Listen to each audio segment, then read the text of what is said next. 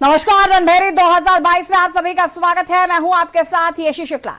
UP और उत्तराखंड में 2022 विधानसभा चुनाव होने में अब कुछ महीने ही बचे हैं, लेकिन सूबे के राजनीतिक गलियारों में हलचल तेज हो गई है। सभी राजनीतिक दलों ने अपनी अपनी कमर कस ली है। कोई दल बदल रहा है तो कोई जनता के बीच अपनी पैठ बनाने में जुट गया है। यूपी और उत्तराखंड में सक्रिय राजनीतिक दल मंथन में जुट गए हैं। रणनीति तैयार हो रही है, बिसातें बिछाई जा रही हैं। कोई मंच पर तो कोई सड़क पर खड़ा होकर घोषणाएं कर रहा है, वादे कर रहा है, क्योंकि सभी की मंजिल एक है और वो है मिशन 2022। क्योंकि सत्ता इतनी आसानी से हाथ नहीं आती। और आज इसी को लेकर हम आपको देहरादून की राजपुर रोड विधानसभा सीट और मैनपुरी की सदर विधानसभा सीट की राजनीतिक रिपोर्ट दिखाएंगे।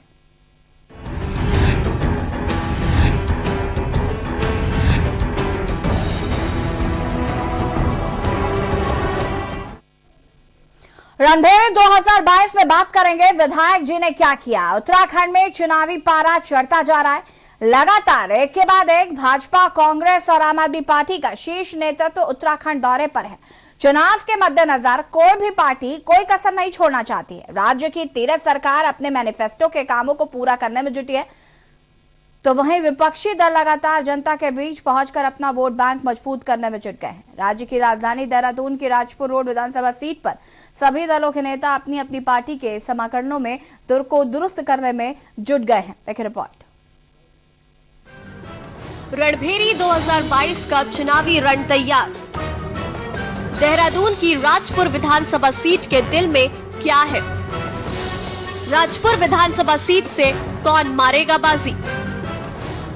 कितना उम्मीदों पर खरे उतरे विधायक? राजपुर विधानसभा सीट पर सबकी निगाह।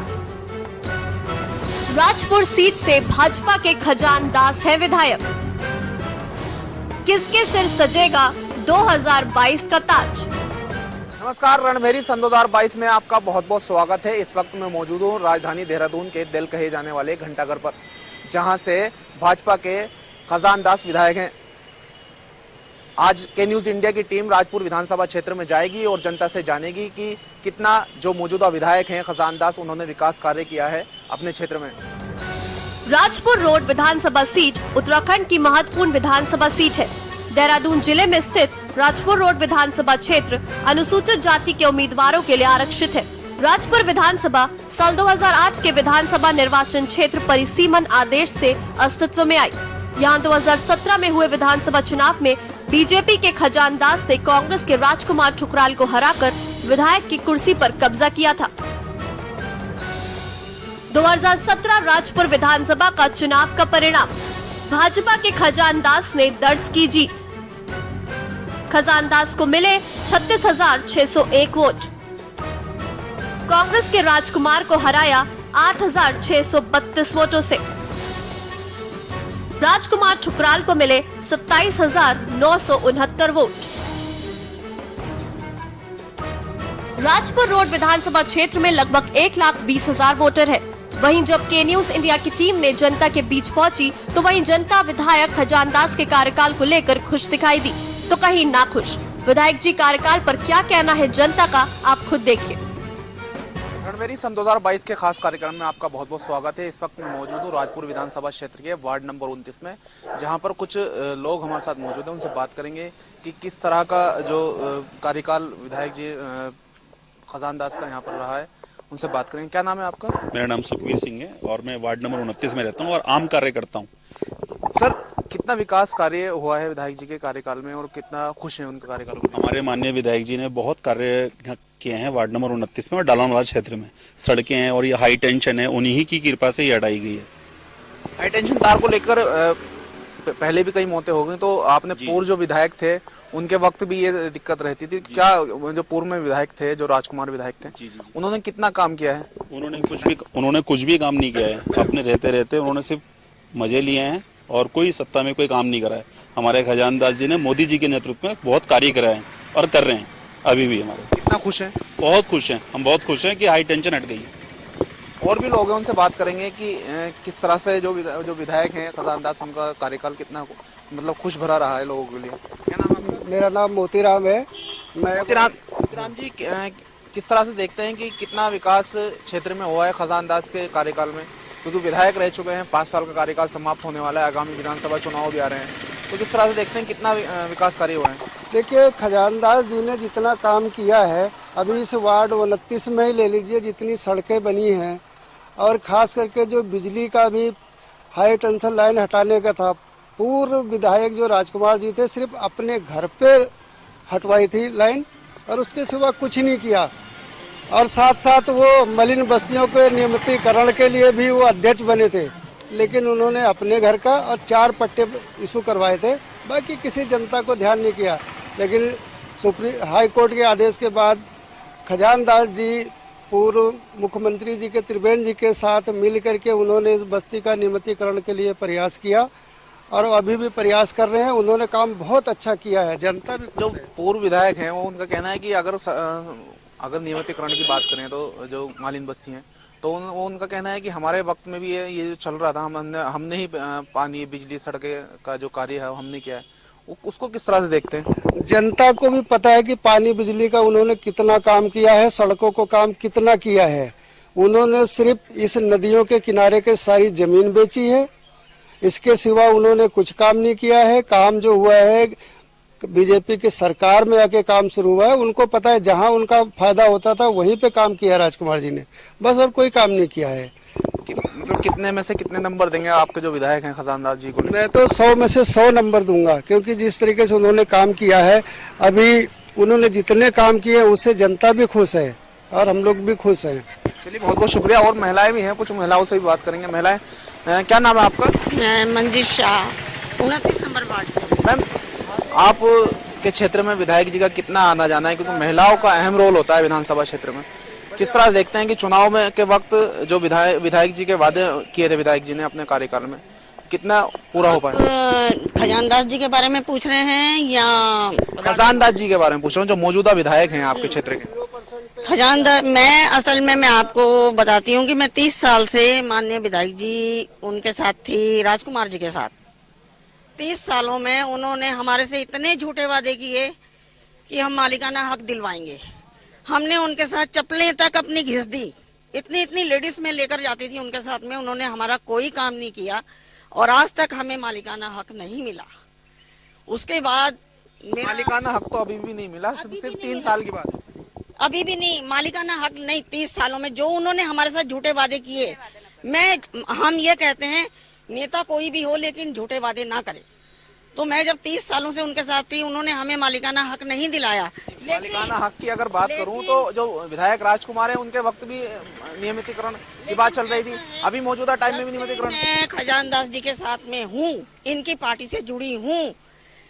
इन्होंने मतलब हमारे जो पूरी बस्ती की जनता हाई टेंशन से परेशान थी, उन्होंने वो हाई टेंशन का सबका मतलब कि इतना बड़ा जो वजन है वो उन्होंने कम किया कि हाई टेंशन हटा दी। रोड आज उन्हीं की वजह से बने। जो मंदिर खंडर हो रखे थे हमारे मोहल्ले में, वो उन्होंने ही बनवाए हैं और अभी भी आगे वो बहुत सा काम करवा रहे हैं। मैं कहती हूँ कि जब से मैं ये भाजपा में आई हूँ खजानदास जी के साथ, मुझे भी मतलब मैं एक बहुत गरीब समझ लो कि मैं परिवार से हूँ, लेकिन विधायक जी ने मेरे लिए बहुत कुछ किया। मैं कहती हूँ कि मुझे ऐसा विधायक जी आपके बीच में आते जाते रहते हैं या फिर सिर्फ वो जैसे कोई मोहल्ले में बीमार है या कुछ है, विधायक जी को हम एक फोन करते हैं तो विधायक जी तुरंत उनको घर में देखने आते हैं, पूछने आते हैं और उनका हर तरीके से सहयोग देते हैं। और ये जो कोरोना काल में इतना महामारी में उन्होंने घर घर में राशन पहुंचाया। जो गरीब जनता थी उनके घरों में खाने के लिए नहीं था, उन्होंने सबके घर घर में पहुंचाया। तो मैं ये चाहती हूँ, पूर्व विधायक थे कोरोना के वक्त में, क्या सक्रिय नहीं थे? क्या किस तरह का रहा? जो मौजूदा विधायक थे कौन सक्रिय था कोरोना का टाइम? इस टाइम खजानदास जी जितना साथ उन्होंने पूरी जनता का दिया, शायद मैं कहती हूँ कि आज तक कोई भी और विधायक नहीं दे सकता। और हमें ऐसा ही विधायक हमेशा चाहिए और आज भी हम उसी विधायक के लिए लड़ेंगे और उनको जिताएंगे। और मतलब आगे भी बनता देखना। हाँ, हम उनको ही अपने साथ देखना चाहते हैं। और भी महिलाएं हैं, उनसे बात करेंगे कि कितना वो खुश हैं उनके कार्यकाल को लेकर। मैम, क्या नाम है आपका? मीनू मौर्य। मैम, कितना खुश हैं विधायक जी के कार्यकाल को लेकर, क्योंकि अहम रोल निभाती है महिलाएं? किस तरह से देखते हैं उनके कार्यकाल में कितना क्षेत्र में विकास हुआ है, क्योंकि मालिन बस्तियों का एक अहम रोल राजपुर विधानसभा क्षेत्र में देखा जाता है, तो कितना खुश है उनके कार्यकाल को लेकर? देखिए, हम बहुत खुश हैं उनके कार्यकाल से लेकर के। उन्होंने घर घर में मतलब यह है कि स्वच्छता अभियान चलाया है, लोगों को मतलब काफी जागरूक कराया है हमारे प्रति।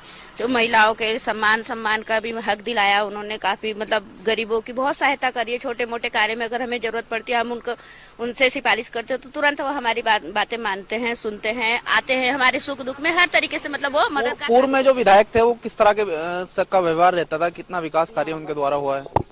देखिए सर, पूर्व में विधायक जी थे, जो उन्होंने करा है अपने टाइम से, मतलब जिस हिसाब से करा है, लोग उनसे संतुष्ट नहीं हुए हैं। जिस हिसाब से मतलब होना चाहिए, स्वास्थ्य सेवाएं हो गई या मतलब पढ़ाई की शिक्षा हो गई, उस तरफ को वो बहुत कम ध्यान देते थे। मतलब इतना मतलब जैसे हमारे बच्चे जो थे ना, उस तरीके से नहीं वो कर पाते थे। आज जो है उन्होंने हमारे को काफी मदद करी है, बच्चों की पढ़ाई लिखाई में हमें आर्थिक मदद दी है, जिससे कि मतलब हम अपने बच्चों को आगे पढ़ा पा रहे हैं। और ये कोरोना काल में उन्होंने हमारी काफी मदद करी है, घर घर राशन भिजवाया है हमारे को। जिस टाइम तंगी का माहौल था, लोग राशन पानी के लिए हर चीज के लिए भटक रहे थे, उस टाइम उन्होंने बहुत मदद करी है, हमारी आर्थिक सहायता पहुंचाई हमारे पास, जिससे हमारे मतलब बच्चों की पढ़ाई के लिए हमें बहुत उससे सुविधा मिली है। कितने में से कितने नंबर देंगे जो मौजूदा विधायक हैं खजानदास जी को? सर, हम तो पूरे 100% नंबर देंगे उनको। कोई बात नहीं है, मतलब 100 में से 100 है उनके। हम आगे भी यही चाहते हैं कि मतलब वो हमारे साथ में रह के, हमारे साथ में जुड़ के कार्य करें, और हम उनके कार्यों से बहुत ज्यादा संतुष्ट हैं। बहुत बहुत शुक्रिया। और भी महिलाएं, उनसे बात करेंगे। मैम, क्या नाम है आपका? सीमा जी, कितना विकास कार्य हुआ है और कितना खुश हैं? हम तो बहुत खुश है, ज्यादा कुछ नहीं बोल सकती। काफी सड़कें भी बनाई है हमारे यहाँ पे, और आर्थिक सहायता भी दिलाई है।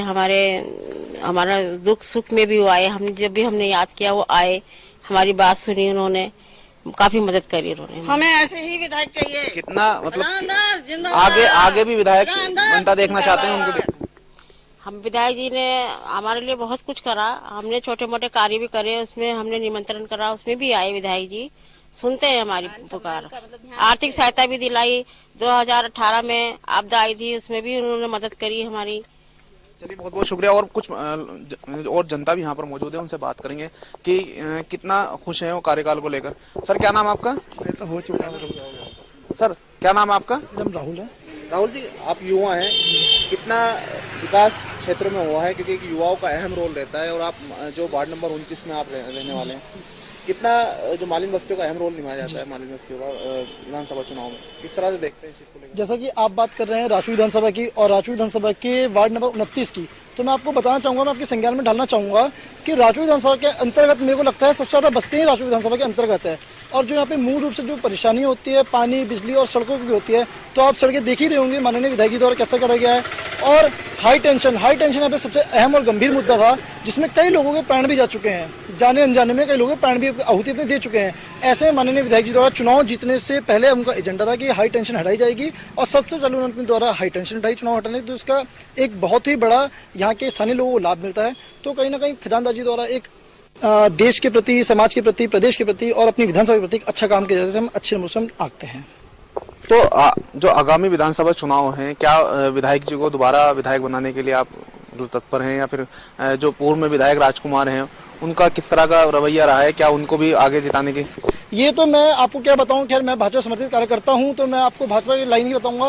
पर अगर आप बात करेंगे कि माननीय विधायक जी को दोबारा लाने वाला, तो ये जनता आपको खुद स्वयं दिखा देगी। अभी आज से कुछ समय पहले कोरोना काल चल रहा था, जिस कोरोना में लोग अपने लोगों को भी छूने से बच रहे थे, वहां माननीय विधायक जी द्वारा प्रत्येक वार्ड में घूमकर, प्रत्येक मंडल में घूमकर कार्यकर्ताओं का संज्ञान लिया गया, कार्यकर्ताओं से मिला गया, और जितना हो सके अपनी तरफ से, अपने जनसमूह की तरफ से उन्होंने राशन वितरण का कार्यक्रम किया गया। ऐसे वो समाज के बीच में रहे, जनता के बीच में रहे, और इनका फल इन्हें अवश्य 2021 में जरूर मिलेगा। बहुत बहुत शुक्रिया।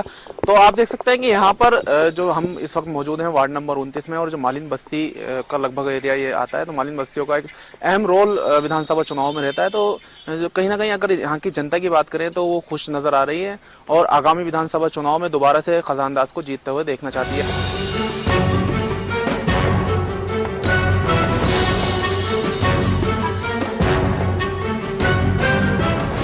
इस वक्त मैं राजपुर विधानसभा क्षेत्र के अंतर्गत आने वाली डीएल रोड पर मौजूद हूं। कुछ लोग यहां पर मौजूद हैं, उनसे बात करेंगे कि जो मौजूदा विधायक है खजानदास, उन्होंने कितना उनके क्षेत्र में काम किया है। क्या नाम है आपका? चरण सिंह। चरण सिंह जी, कितना क्षेत्र में काम हुआ है? जो मौजूदा विधायक है खजान दास, उन्होंने कितना क्षेत्र का जो विकास कार्य है वो किए गए उनके द्वारा? देखो जी, अगर खजान दास जी हमारे क्षेत्र में आए तो हम उन्हें जो काम नहीं करे वो गिनवा सकते हैं। आपके सामने ये जो है नाली बनवाई थी, उसके तार आज तक बाहर पड़े हुए हैं, कोई सुधार नहीं हुआ है। पुलिया जो वो बनाई रखी है उसमें जो है 4 सरिये के अलावा 5वां सरिया नहीं है। ये पुल ये इसके ऊपर स्लैब पर डाले थे, वहाँ टंकी थी पानी की, वो टंकी तोड़ के टंकी आज तक नहीं बनी है। और आज तक ये जो बाथरूम है चौक पे, इसकी प्रपोजल उनके पास गई हुई है, जो आज तक नहीं हुआ है। 1 साल से ऊपर हो गया इसे। क्षेत्र में जो उनका वो कह रहे हैं कि मैं क्षेत्र में लगातार भ्रमण करता हूँ, लगातार जनता के बीच में। कहीं नहीं, ये तो आपको जो जनता है, आप घूमेंगे तो वो अपने आप आपको बताएगी कि वो कब आए हैं। पूरे 5 साल में मुश्किल से 5 बार आए हैं वो। आपकी समस्याओं का निस्तारण किया नहीं किया? कुछ नहीं किया। और लोग उनसे जो है बीजेपी और कांग्रेस हो परेशान हो गए हैं। कांग्रेस के जो पूर्व विधायक थे, जो राजकुमार जी, वो भी इस सीट पर विधायक रहे हैं, तो उनके द्वारा कैसा, पूर्व में विधायक से खुश थे या मौजूदा विधायक से खुश हैं? नहीं जी, हम तो दोनों से ही खुश नहीं है, हम तो वो बदलाव की स्थिति में है। मतलब किस तरह का बदलाव चाहते हैं क्या? क्योंकि आम आदमी पार्टी भी उत्तराखंड में एक ना कहीं स्टैंड कर रही है, तो उनके लिए, उनको लेकर किस तरह का आपकी सोच है, किस तरह से देखते हैं इस चीज को? उसके लिए जो है हम बदलाव की पूरे उसमें है कि ये बदलाव हो। आम आदमी पार्टी आए, जैसा उन्होंने दिल्ली में केजरीवाल जी ने कर रखा है, बिजली फ्री है और अब पानी फ्री है, तो उसके लिए हम चाहेंगे कि आम आदमी पार्टी ही आए। और भी लोग मौजूद हैं, उनसे बात करेंगे कि कितना क्षेत्र में विकास हुआ है। क्या नाम है आपका? मेरा अमित कुमार। अमित कुमार जी, क्या लगता है जो मौजूदा विधायक हैं उन्होंने कितना आपके क्षेत्र में काम किया है, कितना खुश है उनके? 100 में से करीबन 10% उन्होंने काम किया है, वो भी 1 पैसा काम नहीं लगा में। जो है ये अभी रोड बनवाई थी उन्होंने आगे, वो सारे टूट चुकी है। ऐसे कैसे रोड बनवाए उन्होंने, बिल्कुल भी नहीं पता लग रहा उन्होंने क्या काम करा क्या नहीं। आते हैं वो सिर्फ मोहल्ले में घूम के चले जाते हैं, कोई समस्या का हल अभी तक तो निकला नहीं है उनसे। सड़क की बात अगर कर रहे हैं आपकी, सड़क तो उनके जो मतलब जो विकास, क्योंकि विधायक का काम होता है पास कराना, लेकिन आगे के जो कार्य होता है वो पीडब्ल्यूडी हो, नगर निगम हो या अन्य जो विभाग हैं वो करते हैं। लेकिन आप बात करें टूटने की, तो आपने इसकी शिकायत की इसकी चीज को लेकर? जी, अभी तक तो 10 बार कर चुके हैं हम शिकायत, हो अभी तक कुछ हुआ नहीं है उसमें। अभी तक मतलब कोई भी उस पर कार्रवाई नहीं हो पाई है? वो सड़क कोई कार्रवाई नहीं हुई है उस पर, ना ही वो विधायक जी अब आ रहे हैं इधर, कोई काम होएगा जो पानी टंकी तोड़ी थी वो भी नहीं है। तो 10 बार उन्होंने दे दिया, उन्होंने इंस्ट्रूमेंट बना के दे दो बाथरूम का, इसका टंकी का 10 बार दे दिया, वो तो अभी तक तो हुआ नहीं।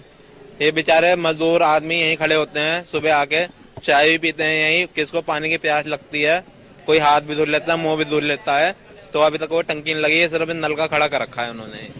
तो उनके कार्यकाल को लेकर कितना खुश हैं? नहीं, हम तो बिल्कुल खुश नहीं है। में से कितने नंबर देंगे? मैं 5 नंबर भी नहीं देना चाहूंगा उन्हें, केजरीवाल जी को। उन्हें केजरीवाल जी को नहीं, खजान दास जी को।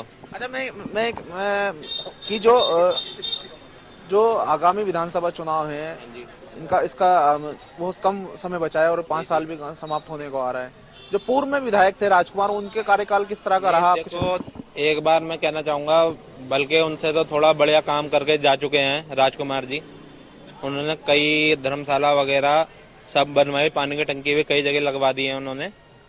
तो अब मैं चाहूंगा कि थोड़ा एक हम भी बदलाव चाहते हैं ना, तो हम केजरीवाल जी को लाना चाहते हैं यहाँ पे अपने देहरादून में। अच्छा, मतलब उत्तराखंड में आप भी बदलाव के तौर पर देख रहे हैं? तो केजरीवाल, हाँ जी, केजरीवाल जी को ही लाना चाहेंगे हम। जैसा उन्होंने दिल्ली में कर रखा है ना, इतना बढ़िया कर रखा है, बच्चों के लिए भी, पढ़ाई के लिए भी, बिजली के लिए, लेडीज के लिए इतना बढ़िया कर रखा है उन्होंने, तो हम भी यहीं देहरादून में यही लाना चाहेंगे केजरीवाल जी को। जो मौजूदा टाइम में अगर महंगाई की बात करें तो महंगाई भी सस्ती होगी। अगर केजरीवाल जी आएंगे तो महंगाई भी सस्ती हो जाएगी। अब इनकी तरह थोड़ा ना कि आधे चोर हैं आधे, अब पेट्रोल देख लो कि 2 रुपए घटाए हैं, 2 रुपए घटाने में क्या होएगा? आदमी रोटी खा ले या तेल डलवा ले। टमाटर देख लो, प्याज देख लो, कितनी महंगी हो रखी है। राशन आदमी आलू प्याज तो खा ही सकता है, वो भी इतने महंगे कर रखे हैं। अब उसमें बताओ क्या करे आदमी, गरीब आदमी कहाँ तक करेगा। चलिए, बहुत बहुत शुक्रिया हमसे बात करने के लिए। तो आप देख सकते हैं कि यहाँ के जो लोग हैं वो नाखुश दिखाई दे रहे हैं। जो मौजूदा विधायक है खजान दास के कार्यकाल को लेकर, ये जो जिस जगह मैं मौजूद हूँ, ये डीएल रोड चौक कहलाती है। यहाँ पर जो सुबह के वक्त मरीन बस्तियों के आसपास ये चौक है, और जो यहाँ से सुबह के वक्त तमाम जो मजदूर हैं वो यहाँ पर पहुंचते हैं और अपने जो रोजी रोटी है वो यहाँ से मतलब कमाते हैं, यहाँ पर आते हैं। जो लोग यहाँ से उनको लेकर जाते हैं। तो कहीं ना कहीं जो विकास कार्य हैं वो यहाँ पर होते नहीं नजर आ रहे हैं, और जो लोग हैं वो भी खुश नजर नहीं आ रहे हैं। राजपुर रोड विधानसभा क्षेत्र में विकास कार्यों को लेकर मौजूदा विधायक खजान दास का कहना है कि उनके 5 साल के कार्यकाल में उनके द्वारा विधानसभा क्षेत्र में तमाम विकास कार्य हुए, चाहे वे राजधानी देहरादून के जिला अस्पताल को मेडिकल कॉलेज बनाने और कोरोनेशन अस्पताल को जिला अस्पताल बनाने का हो, या क्षेत्र में पेयजल, सीवर और सड़कों के विकास की बात हो। सभी क्षेत्रों में चहुमुखी विकास हुआ है। देखिए, राजपुर विधानसभा का विकास एक निरंतर प्रक्रिया होती है। विकास पहले भी होता आया है, अब भी हो रहा है और आगे भी होगा। जैसे जैसे विकास होता है उसके साथ विकास की कड़ियां और जुड़ जाती है। और मैं विकास की बात करूं, सबसे पहले हमारा दून हॉस्पिटल जो जिला अस्पताल था उसको मेडिकल कॉलेज घोषित किया गया, किंतु जिला अस्पताल चाहिए था, इसलिए कोरोनेशन हॉस्पिटल में 39 करोड़ की लागत से जिला अस्पताल बनाया गया। वो मेरे कार्यक्रम हुआ। दूसरा मैं कहना चाहूंगा कि सड़कों को लेकर के करीबन हम लोगों ने कुल मिलाकर के 1400 करोड़ का तो स्मार्ट सिटी का काम चल रहा है, और विशेषकर पीडब्ल्यूडी के द्वारा जो सड़कों का निर्माण करवाया जा रहा है वो 44 करोड़ के लगभग सड़कों का निर्माण करवाया है, पुनर्निर्माण करवाया है। ये काम हमने किए हैं। 33 केवी की विद्युत लाइन जो बस्ती के ऊपर से गुजर रही थी, लंबे समय से जिसकी मांग चली आ रही थी, 5 लोगों की डेथ हो गई थी। पूर्व हमारे जो नेतागण और पूर्व सरकार ने उस किसी एक वरिष्ठ आदमी के घर से उस लाइन को हटाया, किंतु बस्ती को यथावत रखा गया। बस्ती के ऊपर से लाइन को नहीं हटाया गया। सबसे पहले चुनाव जीतने के बाद मैंने वो काम किया। उसके लिए 50 लाख रुपया निधि से और 1.5 करोड़ रुपया माननीय मुख्यमंत्री जी की घोषणा के तहत हुआ, और उस लाइन को हमने शिफ्ट किया। ये बहुत बड़ी उपलब्धि है। इस समय मैंने कहा है कि यहां पर कोविड की दृष्टि से देखते हुए ईएनटी मशीन एक ऐसी मशीन है जिसमें 7 किस्म का ट्रीटमेंट होता है, 7 किस्म का उसका इलाज होता है, ऑपरेशन होता है। 80 लाख रुपए की वो विधायक निधि से हमने दी है। वहीं पूर्व विधायक राजकुमार का कहना है कि विधायक जी अपने क्षेत्र में आकर भी नहीं देखते। विकास कार्यों की तो बहुत दूर की बात है, 5 साल में क्षेत्र की स्थिति बद से बदतर हो गई है। वहीं आम आदमी पार्टी के महिला मोर्चे के प्रदेश उपाध्यक्ष डिम्पल सिंह ने कहा कि क्षेत्र में विकास कार्य कितना हुआ वो खुद जनता बताएगी। देखिए, 5 साल लगभग होने जा रहे हैं। सिर्फ आपने भारतीय जनता पार्टी ने सिर्फ घोषणाएं की हैं। जो कांग्रेस शासनकाल में बड़ी बड़ी योजनाएं चल रही थी, बड़े बड़े काम हो रहे थे, उनको उन्होंने लगभग बंद कर दिया सारा का सारा। बड़ी योजनाएं जैसे रिस्वना बिंदाल की थी, रिवर फ्रंट की थी, जिसमें मुख्यमंत्री आवास योजना के अंतर्गत हमने बहुत सारे फ्लैट बना के देने थे गरीब और निर्धन परिवार को, सामान्य वर्ग को, वो उन्होंने बंद कर दिया गया है। मालिकाना हक 2 अक्टूबर 2016 को कांग्रेस सरकार ने शुरू किया था और लगभग 100 लोगों को मालिकाना हक दे भी दिया था, लेकिन वर्तमान सरकार के आते ही फरवरी में सरकार आते ही इन्होंने उसको बंद कर दिया, जबकि हजारों लाखों लोगों को उसमें मालिकाना हक हमने पूरे प्रदेश भर में देना था। और मलिन बस्तियों के रखरखाव के लिए हमने 400 करोड़ रुपए का व्यवधान भी किया गया था, वो भी उन्होंने लगभग बंद कर दिया है। 100 करोड़ रुपए की योजना सीवर की, जो कांग्रेस शासनकाल में नदी Rispana, Aryanagar, DL road, Karanpur, Rajesh Rawat colony, Nai Basti, Chandar road, Dalanwala, Adoiwala, Deepnagar, Sanjay colony, Teg Bahadur road, Balbir road, ऐसे करके हमने लास्ट अजबपुर तक वहां पर ये बननी थी, जो लाइन पड़ चुकी थी, लेकिन उन्होंने उस योजना को भी बिल्कुल लगातार ठप कर दिया और बिल्कुल कोई योजना नहीं बनी है। इसके साथ साथ इंदिरा मार्केट रीडेवलपमेंट प्लान, जिसमें कई हजार गाड़ियों की पार्किंग थी, और वो योजना हमने गांधी पार्क के बाहर से शुरू कर दी थी। लगभग 100 दुकानें या 150 दुकानें हमने वहां बना भी दी थी। पीवी मोड़ पे वो काम होना था और वहां पर एक बहुत सुंदर स्थान बना था, सुंदर मॉल बनना था। गाड़ियों की पार्किंग बेसमेंट में होनी थी और 6th फ्लोर में होनी थी, जबकि 1 रुपया भी नहीं लगना था। वहां पर पीपी मोड़ पे होना था और कई हजारों लोगों को दुकानों का एमओयू साइन करने के बाद भी उनको दुकानें नहीं दी गई। लोग कच्ची पक्की जगह दुकान लगा रहे हैं, वो भी इन्होंने बंद कर दिया है। इसके साथ साथ देहरादून में जो एक गंदा नाला बहता है, जो शहर के बीचों बीच में बहता है, जो पायल सिनेमा प्रभात टाकी से लेकर भूसा स्टोर तक की वो योजना पास थी, पैसा भी दे दिया गया था और काम शुरू कर रखा था, लेकिन उन्होंने उसको भी बंद कर दिया गया है। सिर्फ तिलक रोड से लेकर कानवी रोड तक ही वो काम हो पाया, उसके बाद कोई उन्होंने उस फंड को कहीं और लगा दिया गया है। पत्रकार बंधु, मैं तो जैसे कि देख पा रही हूँ, ये शहरी विधानसभा है जहाँ पे वादे किए थे स्मार्ट सिटी बनाने के, और जब भी हम क्षेत्र में जाते हैं तो हम देखते हैं स्मार्ट सिटी के नाम पे इन्होंने सिर्फ सत्यानाश किया है। चाहे आप खुले नालों की बात करें, जहाँ से लोगों को बीमारियों का सामना करना पड़ता है, हर बार डेंगू मलेरिया से बीमारी वहीं से पैदा होती है।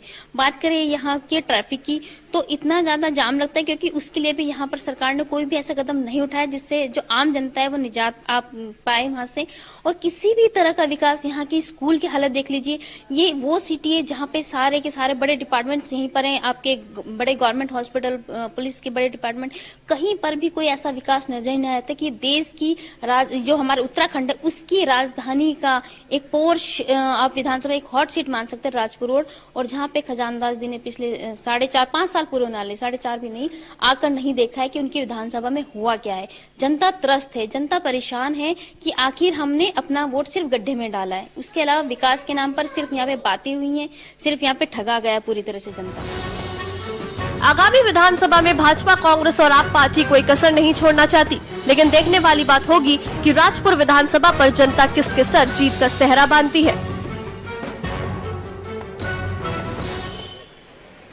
आज के न्यूज इंडिया की टीम ने राजपुर विधानसभा क्षेत्र का भ्रमण किया और जाना कि कितना जो मौजूदा विधायक हैं खजान दास ने अपने क्षेत्र में विकास कार्य किया है और कितना जनता उनसे खुश है। तो जो के न्यूज इंडिया की टीम ने जाना वो देखा कि जो मौजूदा विधायक है खजान दास, उनसे जनता कहीं ना कहीं खुश दिखाई दी, कहीं नाखुश भी दिखाई दी। जो विकास कार्य है उनको लेकर भी कहीं ना कहीं जनता खुश भी दिखाई दी और नाखुश भी। तो अगर आगामी विधानसभा चुनाव की अगर बात करें तो जनता किसके सिर पर जीत का सेहरा बांधती है, ये वक्त ही बताएगा। कैमरा पर्सन लईक अहमद के साथ मैदानिश अली, के न्यूज इंडिया, देहरादून। और यहाँ पर देहरादून की राजपुर विधानसभा सीट के बारे में हमने आपको राजनीतिक रिपोर्ट दिखाई कि यहाँ पर जो मौजूदा विधायक है खजान दास जी, उनको लेकर जनता का मिला जुला असर जो है वो देखने को मिल रहा है। कुछ लोग उनसे खुश भी नजर आ रहे हैं और कुछ लोग नाखुश भी नजर आ रहे हैं। वक्त हो गया एक छोटे से ब्रेक का, चल हाजिर होता है।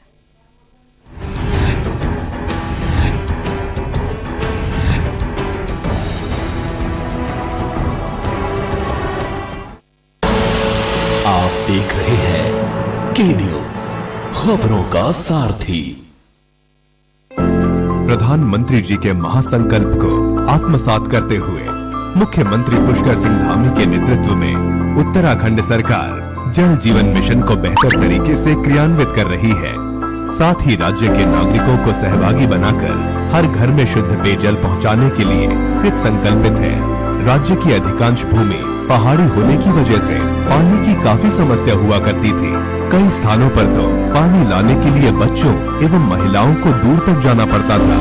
जल जीवन मिशन से शुद्ध पेयजल की समस्या काफी हद तक दूर हुई है। जल जीवन मिशन के तहत हमारी ग्राम पंचायत में पानी की समस्या काफी हद तक खत्म हो चुकी है और सभी ग्राम वासियों के पास हर घर में नल और हर घर में जल है।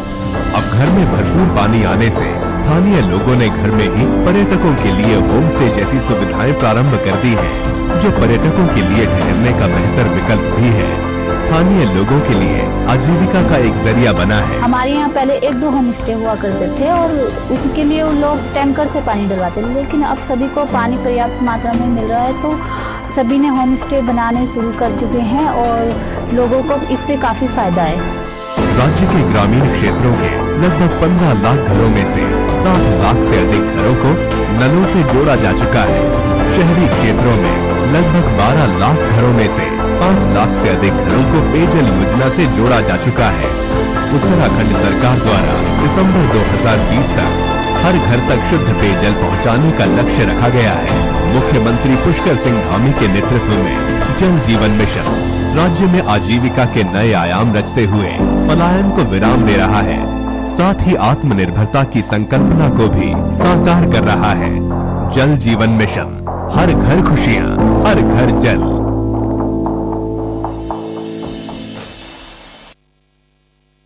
पर ये दिल है कि चख रहा है उन्हीं अल्फाजों का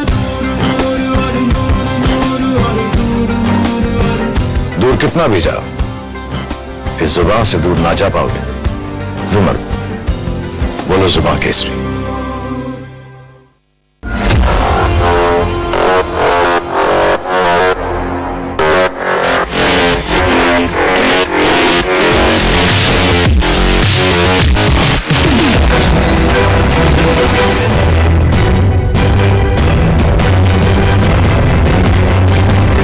नमस्कार, अभिवादन आपका। मैं दुर्गेंद्र चौहान हूं।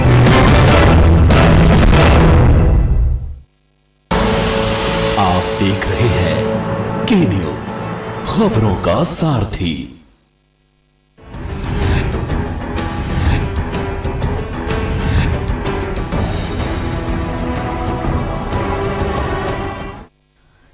ब्रेक के बाद फिर से आप सभी का स्वागत है। और विधायक जी ने क्या किया, मैं हम आगे अगली विधानसभा के बारे में बात करेंगे, लेकिन उससे पहले आपको ले चलते हैं सिंघू बॉर्डर, जहां पर आपको बता दें कि संयुक्त किसान मोर्चा की आज बैठक थी और उस बैठक के बाद प्रेस कॉन्फ्रेंस कर रहे हैं किसान नेता। क्या कुछ कह रहे हैं, सुन लेते हैं।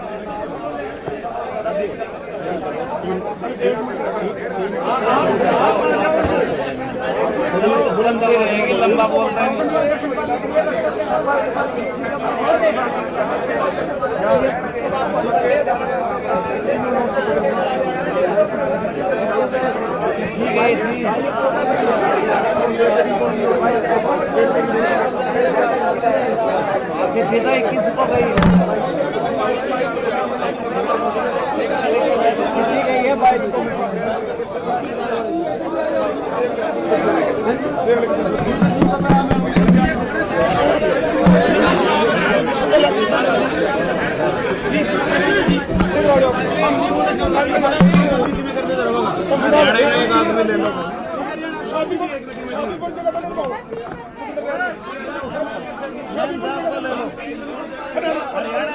आपको बता दें कि किसान जो पिछले 1 साल से आंदोलनरत हैं और लगातार सरकार से तीनों कृषि कानून बिल को वापस लेने की मांग कर रहे थे, साथ ही साथ MSP पर कानून बनाने की मांग और तमाम अन्य मांगे भी यहाँ पर किसानों की थी।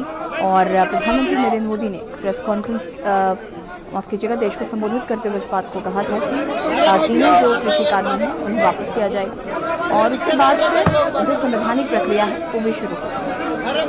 किसान अभी भी मानने को तैयार नहीं है। किसान ने कहा कि बिल आप लेकर आए थे, आप वापस ले रहे हैं, लेकिन हमारी जो मांगे हैं उन्हें भी माना जाए। उसमें सबसे बड़ी मांग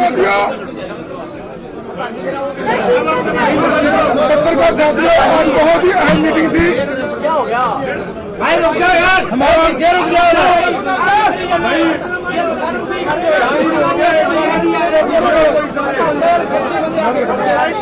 किसान एकता जिंदाबाद।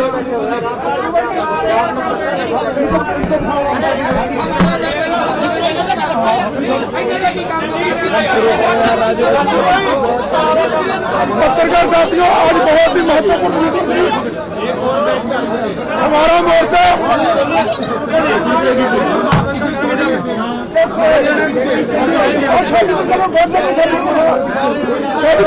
जगह भाई हरियाणा खड़े हो जाना तुम्हारा तो हरियाणा नहीं पढ़ो बच्चे हरियाणा रिप्रेजेंटेटिव बनेगी हरियाणा सरकार जी अब क्यों झरमट पाया इन्हें जी सारे पीछे दा हटाओ सबको हटाओ टांगा पूरी अर्पी सी अभी भाई एक मिनट पीछे दा हटाओ धक्का मुक्की ना करो एक जगह पे खड़े रहो और एक लाख खड़े दुकान की नहीं तो सारे बात का तो 2 महीने नहीं भाई कर करांगे टांगा ये बेटी अब उन्हें काम किया इसे देखो काम किया कोई नहीं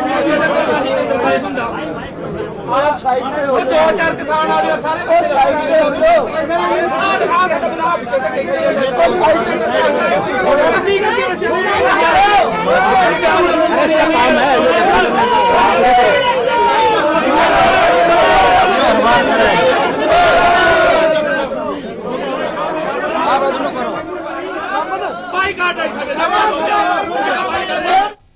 और यहाँ पर वक्त हो गया एक छोटे से ब्रेक का। जल्द हाजिर होते हैं। आप देख रहे हैं के न्यूज, खबरों का सारथी। चलो यहाँ पर सही से स्पेलिंग है। पूजा मार्केट से आता हूँ। मिस्टर, कार की चाबी? नहीं, मैं पैदल ही जाऊंगा। पापा, नॉट बैड। हाँ यार, अपनी दिल्ली सरकार बोलती है कि पॉल्यूशन कम करने के लिए हफ्ते में एक बार अपनी गाड़ी से एक ट्रिप कम करें और उसकी बजाय पब्लिक ट्रांसपोर्ट या कारपूल का इस्तेमाल करें। It's a small request, make sense, no? Yes, और ये बात मैं आपसे कब से कह रही थी, लेकिन मैं हेल्थ के पॉइंट ऑफ व्यू से बोल रही थी। यू नो व्हाट, मैं भी यही सोच रहा हूँ कि जब दिल्ली सरकार और घर की सरकार एक ही बात बोल रही है तो सुन ही लेना चाहिए। चलो यू गाइस कैरी ऑन, मैं चलता हूँ, बाय। बाय पापा। एक हफ्ते में आप जितनी बार गाड़ी निकालते हैं, अब से बस एक बार कम निकालें। बस एक ट्रिप कम, आप मिलकर अपने हिस्से का पोल्यूशन कम करें। हफ्ते में गाड़ी का बस एक ट्रिप कम करें। खुदी को आजमाया है तो ये अंदाज आया है, खुदी को आजमाया है तो ये अंदाज आया है। तुम में भी मैं हूं, शुद्ध प्लस पान मसाला।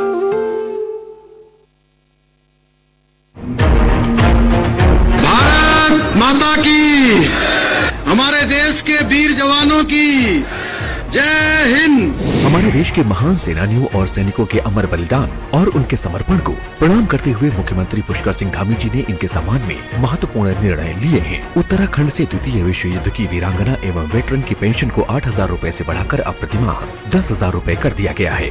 सैनिकों और पूर्व सैनिकों के बच्चों के लिए छात्रावास। हरिद्वार में स्वतंत्रता संग्राम सेनानी सदन का निर्माण। शहीद हुए सैनिक और अर्धसैनिक बलों के आश्रितों की अनुदान राशि 10 लाख से 15 लाख रुपए करने जैसी महत्वपूर्ण घोषणाएं हमारे वीर सैनिकों और उनके परिवारों के लिए उत्तराखंड सरकार का समर्पित प्रयास है। सैनिकों के संग है हम, उत्तराखंड है हम। जुबान के लिए उड़ चला गैरों की जमीन पर, खुशबू अपने पन की ढूंढता। दूर कितना भी जा, इस जुबान से दूर ना जा पाओगे। रुमल, बोलो जुबान केसरी। आप देख रहे हैं के न्यूज, खबरों का सारथी। ब्रेक के बाद एक बार फिर से आप सभी का स्वागत है और सीधे आपको ले चलता है सिंगू बॉर्डर, जहां पर किसान नेता प्रेस कॉन्फ्रेंस कर रहे हैं। क्या कुछ कह रहे हैं सुन लेते हैं। जिसमें हमारा एमएसपी का मुद्दा, जो हमारे किसान शहीद हुए हैं उनको उनके लिए कंपेंसेशन और रिहेबिलिटेशन परिवारों का, जो साथी हमारे ऊपर केस हुए केवल हरियाणा में ही 48,000 किसानों के ऊपर केस हैं, वो केस यूपी, पंजाब, हरियाणा सब जगह के जो हैं वो सब केस वापसी का मुद्दा है। फिर मुद्दा है कि जो यहाँ हमारा है कि हमें एक स्मारक के लिए जगह दी जाए और लखीमपुर खीरी के इंसिडेंट के दोषी जो हैं वो अपने टैनी साहब उनको बर्खास्त किया जाए। बिजली बिल और पराली वाला बिल जो है वो बर्खास्त किए जाए। ये मुद्दे जो थे, ये मुद्दों को लेकर प्रधानमंत्री जी को चिट्ठी लिखी गई थी, वो अभी उनके ऊपर जवाब आना बाकी है। इसलिए 4 तारीख को हम अगले एक्शन का ऐलान करेंगे। राजवीर जडौन जी आगे इस बात को जारी रखेंगे। साथियों, आज महत्वपूर्ण मीटिंग में जो फैसले हुए हैं वो आपने अभी सुने। 3 कानूनों को वापसी का जो एक सिस्टम चला, शांत हो जाइए, उस पर हम लोगों ने संज्ञान लिया है कि 29 तारीख का संसद मार्च का कार्यक्रम स्थगित है, खत्म नहीं है। हम इस पर 4 तारीख को फैसला लेंगे। अगर 4 तारीख तक जो चिट्ठी दी गई है प्रधानमंत्री जी को, उस चिट्ठी पर प्रधानमंत्री जी का सार्थक जवाब नहीं आया और संयुक्त किसान मोर्चे से सरकार वार्ता करे, ये है सबसे महत्वपूर्ण बात। सरकार को संयुक्त किसान मोर्चे से वार्ता की टेबल पर लौटना पड़ेगा। वार्ता की टेबल पर आकर के शेष हमारे मुद्दों पर आकर के बात करे, ये सबसे बड़ी महत्वपूर्ण बात है। जो चिट्ठी है, जैसा कि डॉक्टर साहब ने बताया, उसमें एमएसपी सबसे महत्वपूर्ण मुद्दा है। आज सभी लोगों ने तय किया कि बगैर एमएसपी के मोर्चा वापस नहीं जाएगा। और हमारे जो मुकदमे हुए हैं, हमारे जो शहीद हुए हैं, लखीमपुर वाला पूरा प्रकरण हमारा अभी डिले है, वहां निर्दोष किसानों पे मुकदमे हो रहे हैं, जेल भेजा जा रहा है। इन सारे मुद्दों पर सरकार टेबल पर आकर के वार्ता करे, बैठ करके वार्ता करे। और अगर इन सारी चीजों पर 4 तारीख तक कोई फैसला नहीं होता है, आज जो सरकार ने घोषणाएं की उनसे हम लोग सहमत नहीं हैं, आकाशवाणी से हम लोग सहमत नहीं होंगे। वार्ता की टेबल पर उतरे, हमसे आमने सामने बैठ करके बात करें और सम्मान पूर्वक इसका हल निकालें, तभी कुछ फैसला आगे बढ़ेगा। 4 तारीख को पुनः मीटिंग होगी। धन्यवाद। प्रधानमंत्री ने आज एक बात बोली है, तोमर साहब ने, कि मुकदमे राज्यों का विषय है, सरकार की तरफ से बात आई है। लेकिन जो भाजपा है, भाजपा नहीं है, केवल मोदी और अमित शाह ही हैं। और मोदी जी निर्देश करें अपने राज्य सरकारों को कि जितने भी मुकदमे हैं वो राज्य सरकार वापस ले, और जो रेलवे के हैं वो केंद्र सरकार वापस ले। अभी मैं कहूंगा जोगिंदर जी नैन है, 2 मिनट की बात कहेंगे अपनी। जोगिंदर जी नैन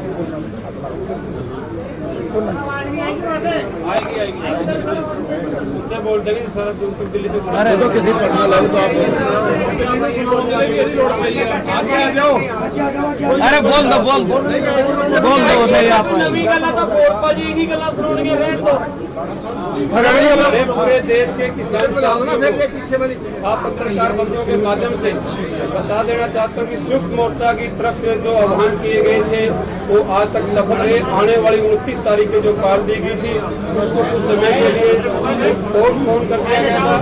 और आने वाला जो हमारी 4 तारीख जो अहम मीटिंग होने जा रही है, सरकार देखते हैं कि केंद्र की सरकार के द्वारा आज भी मीडिया के माध्यम से प्रचारित जो बातें की जा रही है, उनको एमएसपी तो जो हमारा हरियाणा के अलावा पंजाब और हरियाणा में एमएसपी मिलती रहती थी, पूरे देश का मुद्दा हमारे पहले दिन से ही एमएसपी, फसल खरीद गारंटी कानून और 3 कृषि काले कानूनों के मुद्दों को लेकर के ही पूरे देश का किसान दिल्ली के सभी बॉर्डरों पर डटा हुआ था। और इसी तरह से जब तक हमारी मांग पूरी नहीं हो जाती, इसी तरह से डटा रहेगा। बाकी बातें सारी की सारी तो लंबे समय से बताते आ रहे हैं। बिजली प्रणाली का मुद्दा है। तो एक खास बात मैं आप साथियों से बता देना चाहता हूँ, जो हरियाणा के किसानों, हरियाणा की भूमि के ऊपर ये आंदोलन लड़ा जा रहा है। 43,000 के लगभग हमारे किसान साथियों के ऊपर केस हैं। वो केस भी एक अहम केस है। रेलवे के केस है, वो पूरे केंद्र की सरकार के द्वारा है। ये आंदोलन की जो समाप्ति की बात आएगी तो सबसे महत्वपूर्ण हमारा केस वापसी का मुद्दा होगा। जो हरियाणा के 42,000 नौजवान युवा साथियों के किसानों के ऊपर केस बनाए गए हैं, वो किसान ये आंदोलन से समाप्ति से पहले केस वापसी महत्वपूर्ण मुद्दा है। बिजली का, प्रणाली का और मुद्दे हैं और सभी साथी बारी से बदलते रहेंगे। एक मिनट किसान डटा हुआ है।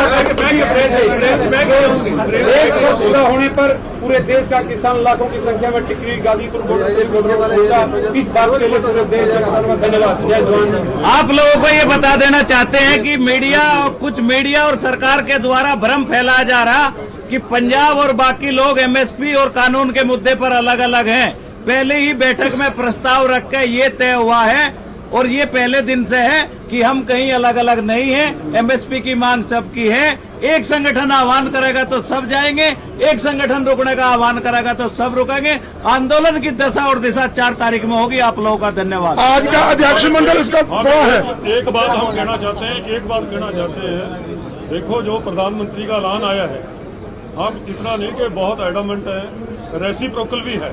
उन्होंने ऐलान किया यूनिलेटरल कि हम कानून रद्द करते हैं, पार्लियामेंट में जाएंगे, तो हम रेसिप्रोकल हैं।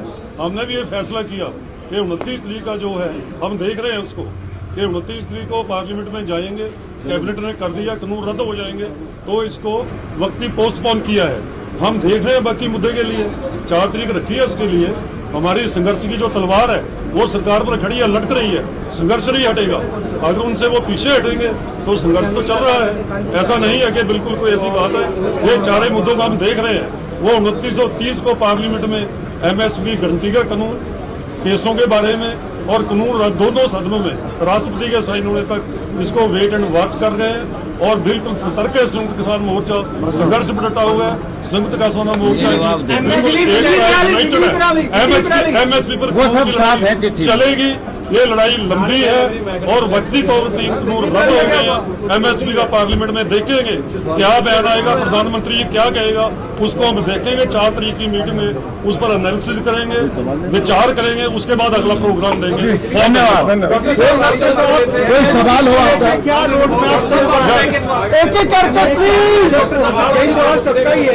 MSP पे लेके संयुक्त किसान मोर्चा किस रोड मैप को देख रहा है? क्या डेडलाइन है? 3 महीने, 6 महीने? MSP के लिए हमारा है कि सरकार हमें आश्वासन दे। पार्लियामेंट सेशन चल रहा है, इसमें सरकार एक आश्वासन दे कि लीगल गारंटी कानून बनेगा, प्रोक्योरमेंट होगी और फिर कमेटी बना दे जो नीति ग्रिटी है कि कितनी फसलें होंगी, कैसे MSP तय होगा, ये सब चीजें छोड़ दो। बट कमेटी फॉर्मेशन बोल दिया ना तोमर जी ने। नहीं, कमेटी फॉर्मेशन से नहीं करता। कमेटी को काम दिया जाए कानून बनाने का, कमेटी को काम दिया जाए फसलों का 23 से 35 करने का, वो 13 करने का। कमेटी को काम दिया जाए MSP डिटरमिन करने का। C250 है पहले वैसे, इसलिए क्लियर कट है कि एक मॉरली बाइंडिंग हो सरकार के ऊपर कि वो एक पार्लियामेंट में ये हमें आश्वासन दे कि हम लीगल गारंटी फसलों की MSP और प्रोक्योरमेंट का कमेटी सुनिए कमेटी से पहले हम ये कहलवाना चाहते हैं, सरकार ये कहे कि MSP गारंटी कानून होगा, लेकिन उसकी रूपरेखा बाद में समिति तय करेगी, पहले वो MSP कानून की अनाउंस करे। तो क्या आप विड्रॉ करेंगे अगर ऐसा? ये 4 तारीख में तय करेंगे। 4 तारीख की मीटिंग में तय होगा। ये हमारी नेक्स्ट मीटिंग 4 तारीख में होगा। 4 की मीटिंग में तय होगा।